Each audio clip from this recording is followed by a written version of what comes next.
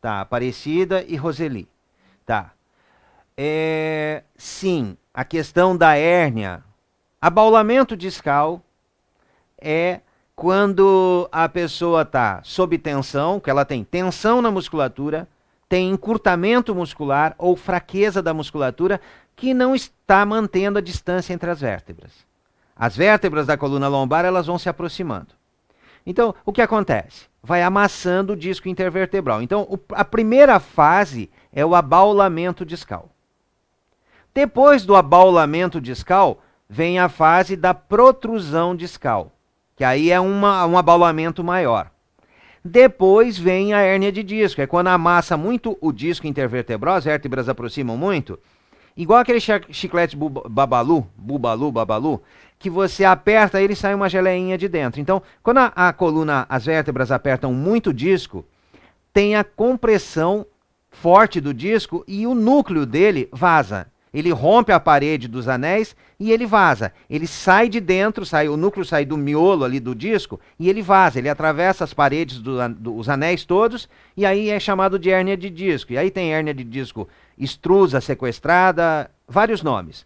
Mas é o mesmo processo. Começa com uma aproximação das vértebras que vai abaulando o disco até chegar à hérnia de disco. Além de amassar o disco, tem a cartilagem ali, então pode dar artrose também. E tem o nervo que está ali no meio.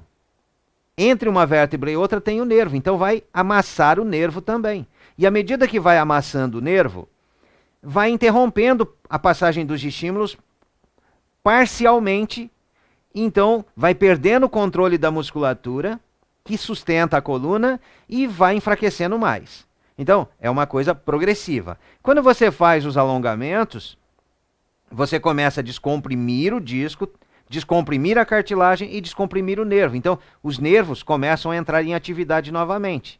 Aí vai voltando o cérebro vai voltando a ter controle da musculatura e a musculatura mais forte vai escorar as vértebras. Então, reverte o processo de abaulamento, de hérnia, de protrusão discal. Reverte a artrose também, porque daí você abre espaço, a cartilagem consegue se recompor, porque ela se regenera também se tiver espaço. E é exatamente ali na região lombar que está o nervo ciático. É onde tem a maior incidência de hérnia de disco, que é L4, L5, L5S1 e L3, L4. São os três principais pontos de hérnia de disco. Então, a base é a que tem mais incidência, L5S1. Depois a de cima, L4, L5 e depois a de cima, L3, L4. Tem pessoas que têm nas três, tem pessoas que têm até mais, já atendi pessoas com 7 hérnias de disco na coluna vertebral, 4 lombar, 3 no pescoço. E conseguiu ficar bem com o tratamento. Mas, à medida que a coluna vai aproximando, vai amassando o disco, vai amassando o nervo que sai ali na L3, L4, L5 é o nervo ciático, L4, L5 vão no pé. L3 vai na parte interna do joelho, onde um joelho encosta no outro é L3. Então, quando dói ali, é L3. Quando dói na frente do joelho, L4. Quando dói na lateral do joelho, L5. Quando dói lá na lateral do pé, no dedinho do pé, S1. Já é do sacro. E L4, L5 é a parte medial do pé. Então, o mapa dos dermátomos, você olha, procura aí na internet, a Vera está colocando um link também, mapa dos dermátomos. Você vai ver onde desce o trajeto do nervo, que sai da L5, aonde ele vai lá no pé.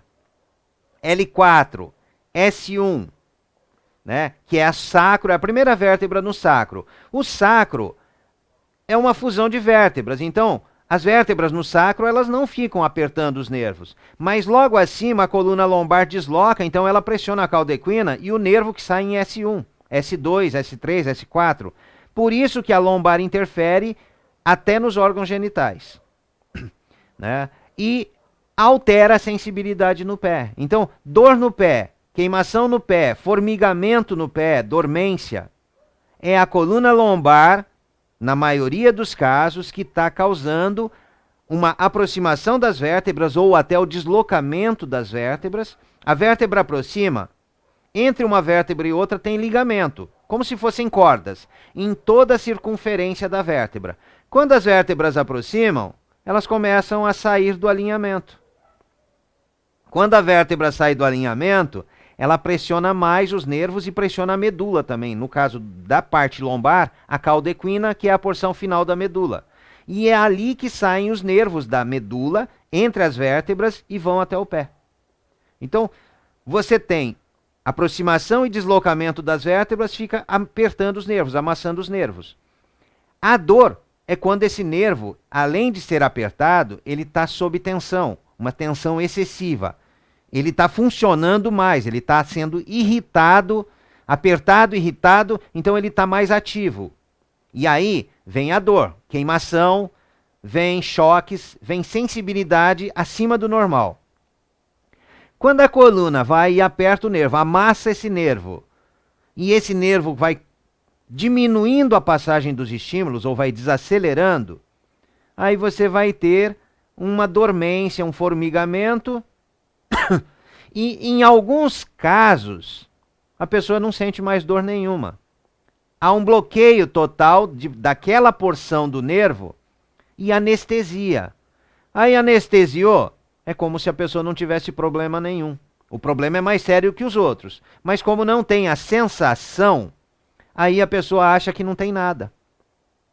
Ela não está sendo avisada que tem problema ali na coluna, que está bloqueando o nervo, e aí por isso que ela não está sentindo mais nada no pé. Isso acontece muito quando as pessoas vão praticar certas atividades físicas, fazer abdominal, por exemplo. A pessoa faz exercício abdominal, ela contrai o abdômen na frente, ela faz o abdominal oblíquo, ela contrai a lateral da barriga também. Então ela encolhe a frente, ela encolhe o abdômen, ela puxa as costelas e o quadril, aproxima os dois na frente e na lateral.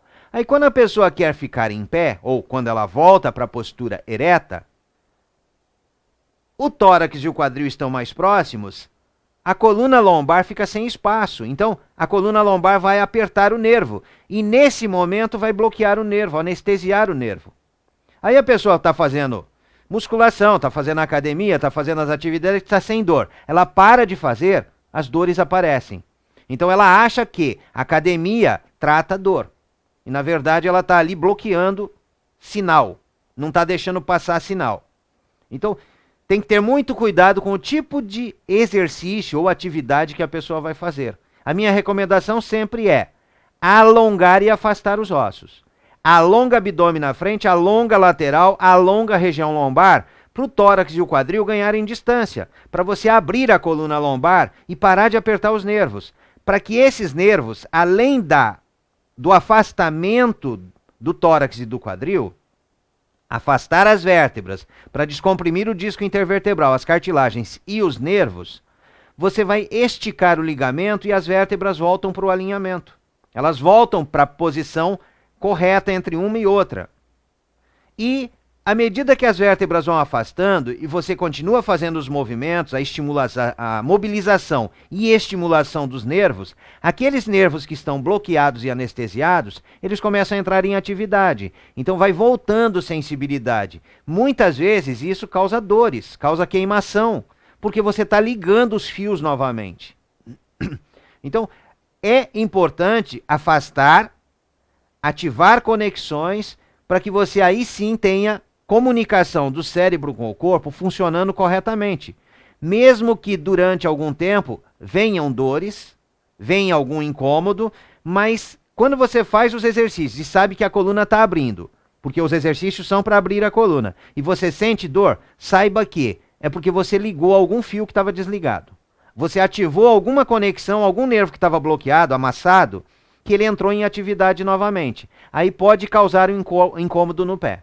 Mas isso é temporário. Isso não é, você não vai ficar com isso por um grande tempo. É só o tempo de você descomprimir o nervo, ele voltar à sua função. Vai doer um pouquinho? Vai. Às vezes dores mais fortes. Mas depois que você continua descomprimindo, aí ele para de doer, porque daí ele volta a funcionar do jeito correto.